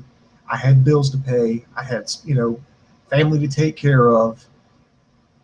But, but if it's one of those, if I had extra money in the bank, I could have went, you know what, go fuck yourself, you fucking cunt, and just fucking walk out. But I didn't have that.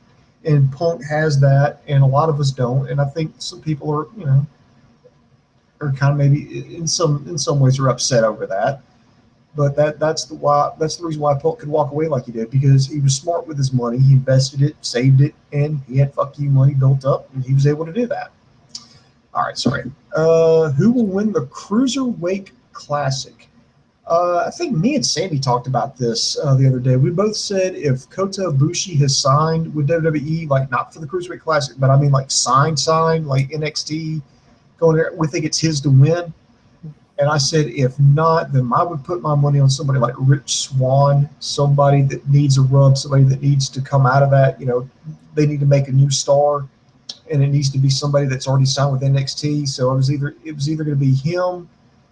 I think Sammy was saying either Gargano, probably either Gargano or Ciampa, but I was going with Rich Swann. Yeah, I mean, you just throw Zack Sabre Jr. in the mix, and Cedric Alexander for me, I reckon, is a dark horse in this one. My gut instinct's just saying Cedric Alexander. I'll go to just one live comment just because it popped up. Okay. This is from Carlos Saldana.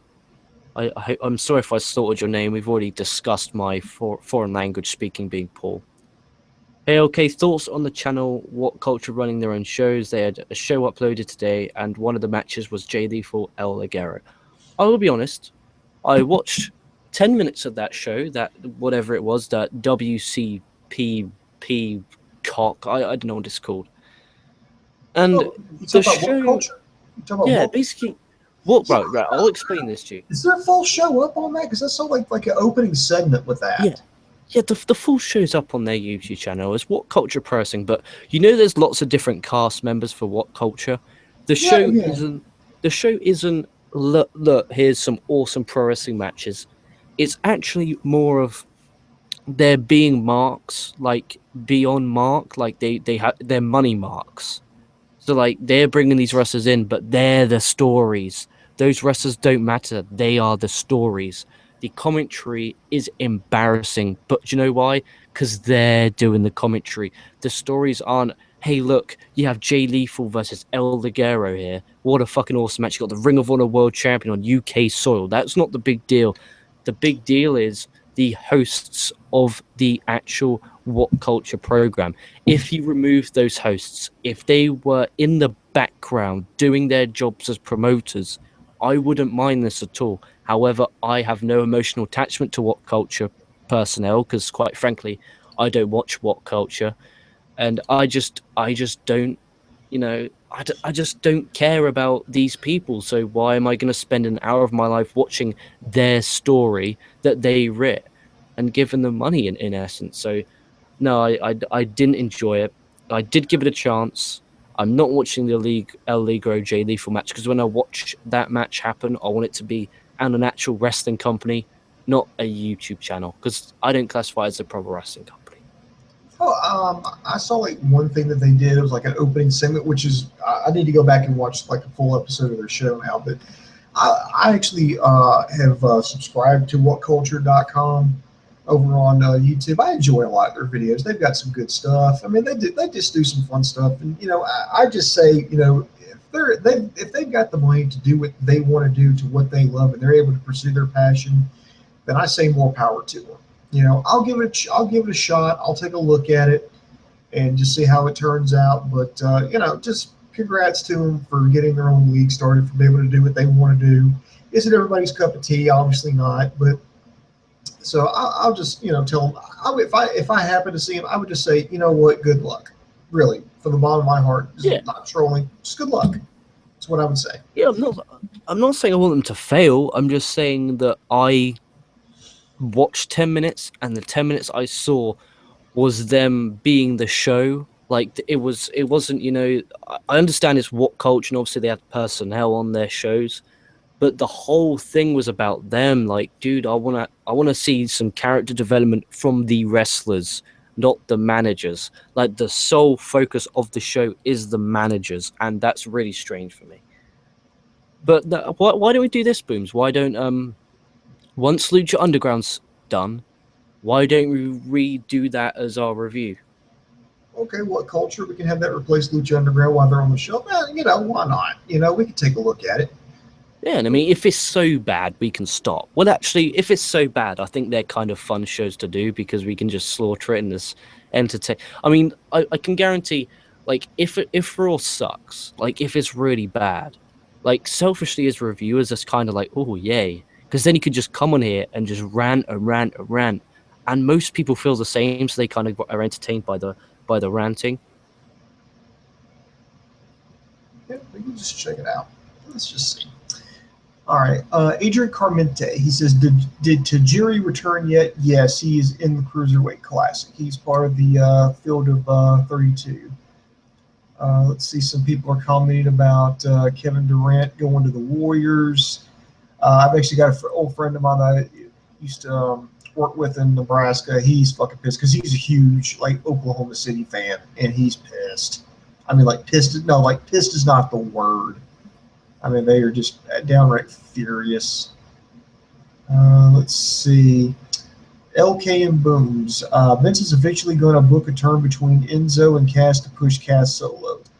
Yeah, we know that Vince is really big on Big Cass right now. Because he's big. He loves how he has big in his name. He's like, oh, he must be big. Again, looking for questions here.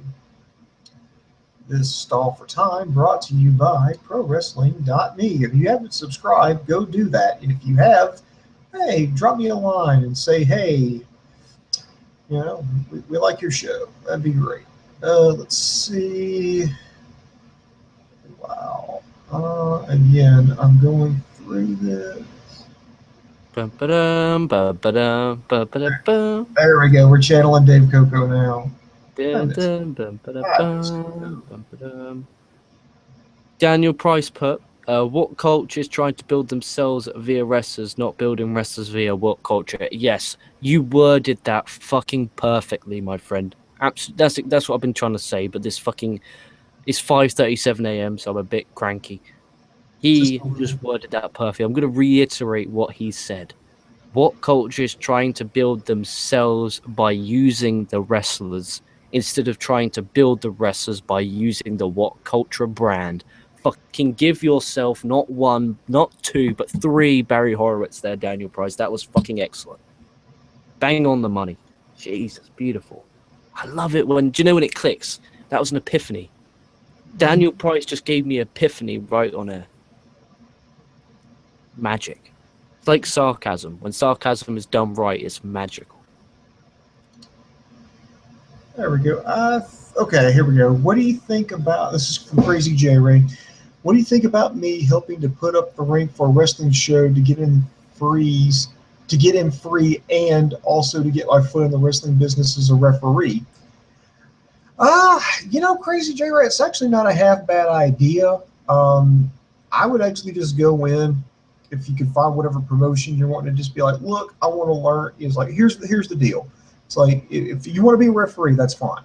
Just say, look, I want to be a referee, but obviously I know that you're not going to make me a referee, so I'm willing to just do whatever. If you want me to set up the ring, if you want me to be part of the street team and put up posters, it's like, I'm willing to learn about the wrestling business. I just want to get my foot in the door, and this is just what I want to do, and just see where that takes you. That's honestly what I would do. Yeah, I mean, setting up the ring isn't that bad. Like, the only thing, because I did in early 2013 now, fucking God, that was a long time ago. I went to a training school, VPW, and I went to Revolution Pro Wrestling? I went to one training session, and their school sucks. Honest shoot. In January of 2013, I went to a VPW, a very small indie company, which my friend still trains at. We went together because we thought, you know what, let's go and experience. I want to experience a bump so I can respect the athletes a lot more, wrestlers a lot more, sorry. So we went there. I paid £110 for the month. That's 1 month's training. Decent price. Okay, I learned a lot. Learned respect. Did flyers, did postering. For the show, we took the ring down from the school, loaded it into the back of the van. We fucking had to sit in the back of the van, like with the fucking boards up like that, because we were getting fucking crushed. We got to the guild hall where the show was. We then unloaded it, set it all up. And oh my God, there was this guy. Just a quick story here. He was basically, do you know, every camp there's because it was like a camp. They do camps, like monthly camps. Mm-hmm. And there's always that one guy who's just that stupid, just fat piece of shit. I'm going to be honest. And we were meant to get there for 11 a.m. and he got there at 5. Okay, we went to the shop. We already set up the ring. We went to the shop to get some drinks, to get some energy drinks, because a couple of the wrestlers wanted energy drinks, and we wanted some as well because we were sat around on the merch table because we were selling the merch. And one of the guys goes, "Oh, tell the trainer that the boss." And this trainer, he's called UK Kid. He was trained by Shawn Michaels. Do you remember when Shawn Michaels hurt his back? He was in the same camp as Daniel Bryan. That's his claim to fame. And basically, what happened was, he said to us, he goes, "Can you tell him I'll be back I'm just popping to Subway." So he comes in. Everyone is sat on like this little ramp, waiting for him to walk through the door. So he walks through the door. The trainer goes up to have a word. So he pulls him to the side, and you can hear him just go, "I don't care what you do in your spare time. Go piss on a pavement. Go fuck a fucking cat for all I care. There's no dedication, no nothing." This fat guy is just breaking down, and we're all there pissing ourselves. Funniest experience ever. But back to the original story. Go fuck a cat for all. I'll never forget that as long as I live. Back to the point is, yeah. But what I would do is find out what school is near you, because I honestly think a school is definitely the way forward. In England, there's hundreds of schools. If you live in England and want to become a pro wrestler, in the South alone, there's at least 3 really good ones. Like Revolution Pro Wrestling, I went to in June, July of 2013, just because I just wanted to bump again. And the canvas was a lot softer, and I mean a lot softer. They're a lot more, if you want to be like sugar coated, like, "Oh, you're right." Like I did a flat bank, but I pancaked, which means I didn't tuck my chin, which means I head bounced off the canvas. They gave me water. They took me outside. As a company, they are great, great, great, great, great human beings. Absolutely magnificent human beings. But pro wrestling is a man industry, and you should man up, if you get what I'm saying. If that's making sense at all. You should man up. After that bump, you should have got back up and taken another one. But they sugarcoated me at Rev Pro, and they did weird side bumps. But no, honestly, that is great. I'm happy that people do that. It's honestly fun. Like, you may think, "Oh, I've got to set up the ring and take it down just to get my foot in the door." I enjoyed it. I generally enjoyed it. I don't want to do it. I could go back and train right now with my friend, but I choose not to, because I just didn't enjoy the bump. I've pancaked about 5 times in my life. That's enough. Honestly, it's enough. The pain that they go through when they hit that canvas is absolutely fucking ridiculous. I wouldn't do that no matter how much you pay me. But good for you for getting your foot in the door. And we wish you all the best. And if you make it to the top, remember who we are.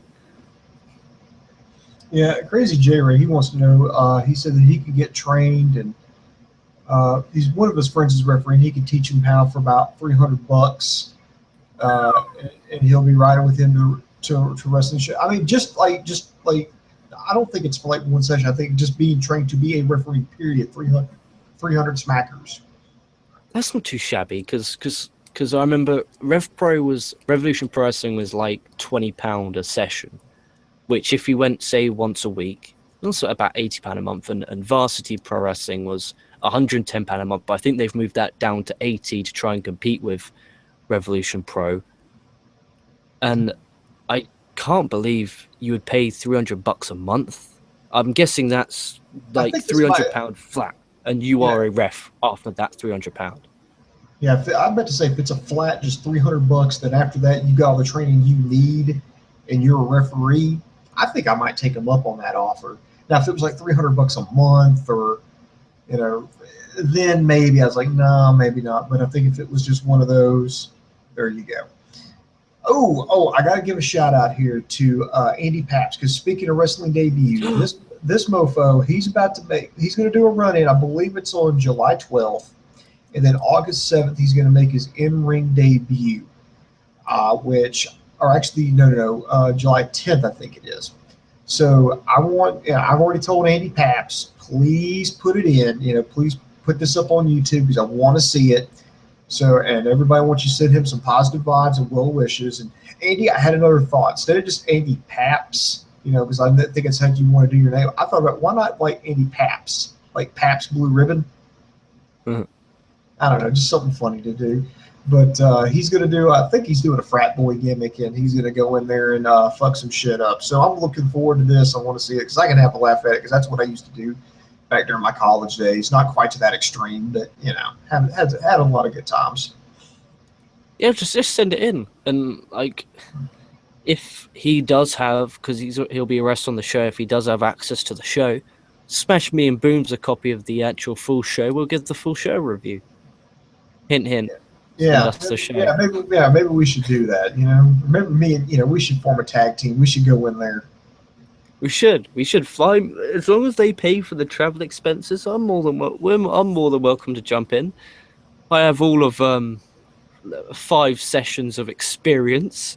One of them, it was just full workout, so actually 4. Yeah, me and Boobs are pro. Yeah, but have you ever been to a little seminar? They call them in England. Have you been to a seminar before? I have not been to a seminar. I Dude, thought about like the closest I've ever come is when I got drunk off my ass at a Magnum Pro show back when I lived in Omaha. And I ran up to I would talk to the promoter. He was also a wrestler, but I was like, I thought about doing this, man, but it's like, I don't know, man. Maybe I'm too old. I really haven't done like a lot of athletic stuff. And he's like, well, you never know till you try. And besides, Diamond Dallas Page didn't start till he was right around 35. And I was like, okay, well, who knows? Maybe I should. I just got to, for me, it's finding a place and finding time to do it because I work on the weekends, and that's usually when a lot of shit is. It's on the weekends. I'm the same because that's when I was still at school. So I had the weekends off, and obviously that age you didn't really need to work. So but now I have job, responsibility. It's a lot different, and I'm hoping that my friend fucking hurries up with his trainings so that I can fucking start going to shows with him. As in, I will watch, and he goes, because he's fucking been all over. Like, he went to IPW in Kent. He was at Varsity Pro. He's been everywhere, but, like, fucking get your fucking ass on the shows. How long is it? Come on. Fucking hurry up. I know you're listening out there, my friend, so fucking hurry up. I want to fucking go to Kent and check out some IPW. I kind of want to do it just to see if I can do it. Yeah, I agree. I think that every wrestling fan on this planet should experience at least one training session. Just one. Just take one flat back bump, hit the ropes once, hit the buckle once, just so you can just, like, if you notice, I will never slaughter, apart from Zack Ryder, and I slaughter Kevin Owens' diet, I will never actually slaughter a guy for, oh, he took that bump shit, oh, he done that shit, oh, he did that shit, oh, he did that move shit, unless it's unsafe, like Summer Rae on tonight's Raw. Because the bumps that they take, I mean, it looks really soft landing, but it's really not. Like, everyone should just experience that. And then everyone's like, oh, do this off the top, do this off the top. That's why I like Evolve so much. They just stick to the mat and they're going to have long careers, stretching each other. That's better than fucking flip-flop and flying off the top and fucking killing yourself. All right. You know what, bro? I think that's going to do it for all the comments and all the questions. I think we've gotten through everything. So we've given the plug. Also, want to tell everybody to check out Wrestling Rantin'. That's wrestling with 3 S's and Rantin'. He's done some pretty good stuff. And then let's see. Hopefully, TNA review coming up tomorrow. We got an NXT review. Ultima Lucha Dos starts this week. So get ready because that's going to be part 1 of a 3-part interview. Why? Or not interview, but review because, well, it's broken up to 3 shows, so we're going to have to review it over the course of 3 weeks. Then there's SmackDown, and I don't think there's any pay-per-views this weekend for one. So, and of course, we'll start all over again with this Monday Night Raw. In the meantime, I want to tell everybody to check us out in, KocoSports.com. KocoSports.net takes the same place. It's your home for combat sports. It's where the world goes to kick ass, and most importantly, where it's okay to be a passionate fan. Also, be sure to check us out at ProWrestling.me. That's right, ProWrestling.me. Just follow us on there. We've got blogs, forums on there. You can talk about professional wrestling. You can write your thoughts on what you think about the state of professional wrestling. We've got archives to all our old shows there. We've got latest news and gossip. And then subscribe to us on YouTube, Facebook, and Twitter because we're always cranking out shows and you never know when we're going to pop up. Yeah, just the easiest way, is if you watch via mobile device, which from the actual analytics is the case for the majority. If you click next to the subscribe button, make sure you hit the subscribe button if you haven't already. But there should be like a little notification button. If you click that notification button, your phone will get a vibrate or a message every single time we're going live. So that's the best. If you just like listening to us live, because I know there's lots of people who love listening live only and won't go back and watch. And that's the best. That's the best way to catch us live is by clicking that notification button. Because with the time difference, all four of us are in different time zones. You and Sammy are in America. Coco's in Japan. I'm in England. That you couldn't get worse at time zones, even if you tried. Like to do this show right now, it's late for him. It's incredibly early for me, and it would be about lunchtime-ish for Coco. So it's just bullshit, but what can you do? That's life. Yeah, what can I say? Real life gets in the way of the internet. Damn it. Should be the other way around. Yes, I know. Damn. Like, comment, subscribe. Pressing.me. Stay safe, stay well, because there's a fucked up world out there. Hope you enjoyed this show, Booms. It's been a pleasure chatting with you for over 2 hours now, nearly. Raw wasn't that bad as a whole. Check out Cena promo. Everything else, probably check it out on WWE's YouTube channel, except the main event, because I wouldn't force a fucking anyone to do that, even a prisoner. So, like, comment, subscribe, pressing.me, KocoSports.net. We'll be catching your asses down the line.